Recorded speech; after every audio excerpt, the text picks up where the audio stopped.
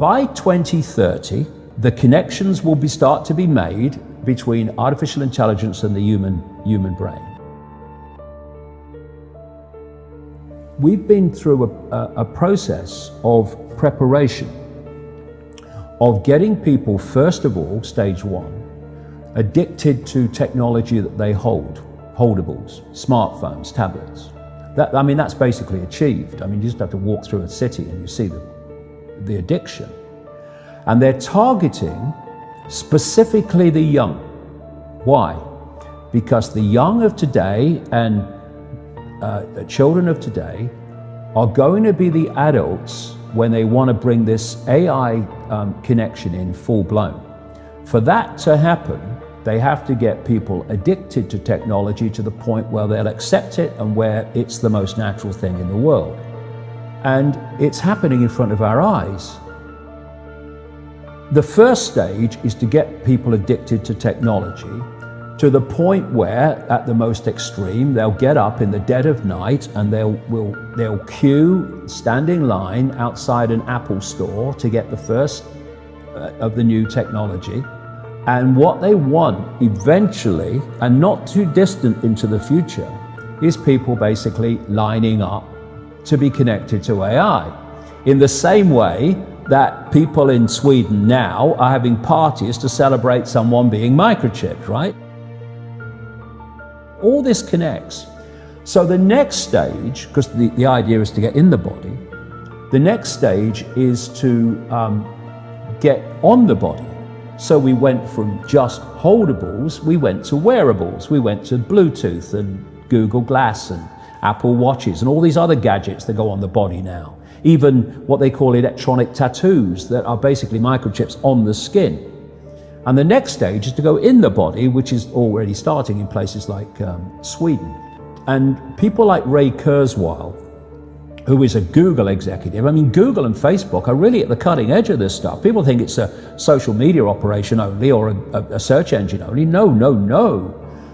This whole Google group now, which is given the name Alphabet, are absolutely at the cutting edge of this whole AI technology. So is Amazon. Amazon's got contracts worth hundreds of millions of dollars with the CIA and the Pentagon for cloud services and stuff. Yeah, they have massive data services. Massive, yeah. The consumers don't see. So the idea is to take this on. And what Kurzweil is saying, and he claims an 80% success rate in his predictions of incoming technology and when it will come in. But if you know when it's going to come in, then you've got a great chance of predicting it, haven't you?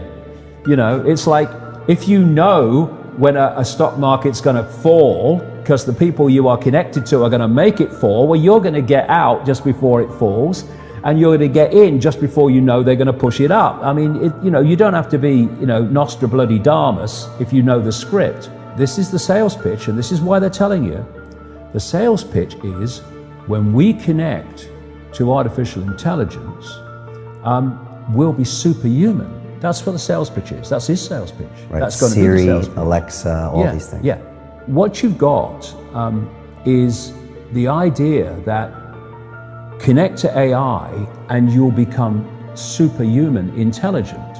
No, you'll become subhuman intelligent. You'll become a vehicle for artificial intelligence. And whoever controls artificial intelligence will control the perceptions of every mind that it's connected to.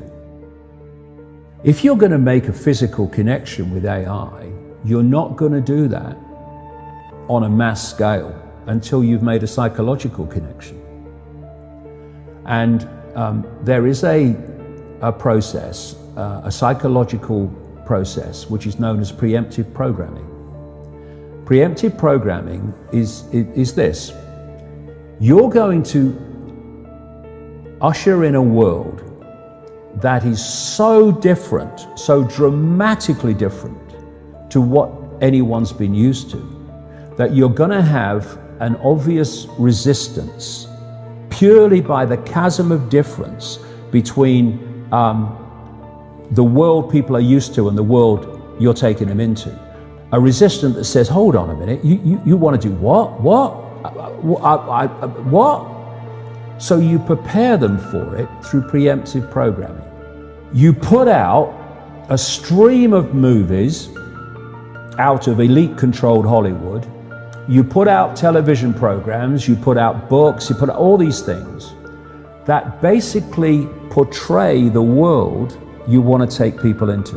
This is why you've seen so many movies about control by robots, control by technology, of synthetic humans.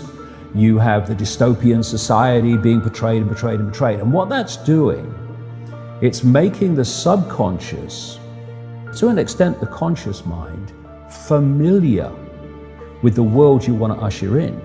So when you literally start to bring it in, there's not that chasm that there would have been before. There is almost a familiarity with it because you prepared people by portraying it over and over again in movies. Another part of this psychological connection with artificial intelligence, so we'll accept the outcome that I've talked about, is these Alexas and these Echoes and these so-called office assistants or personal assistants. You start to interact with them as if they're human. And now they're bringing in internet-connected toys for kids, even little kids, and Barbie dolls that they can actually have conversations with artificial intelligence. They're now bringing in these robots that are these synthetic robots that are looking more and more like humans. A lot of them coming in from the East. And this is a whole psychological process of familiarizing us with artificial intelligence, to getting people to interact with it until it becomes the most natural thing in the world. By 2030, the connections will start to be made between artificial intelligence and the human brain. And the human brain will be connected to what he calls the cloud.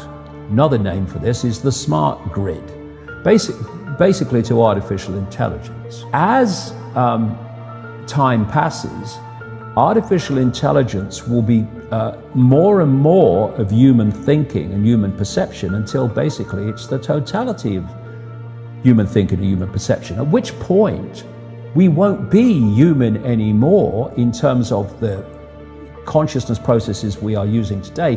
We will be artificial intelligence. And this is the assimilation I'm talking about. If you are connecting the human mind to a grid, a global technological grid, that grid can be centrally controlled. It will take at the center point very, very few people to run it, and even fewer to decide how it's run. I say this to kids and anybody else: how long could you live without your smartphone? What is an alcoholic?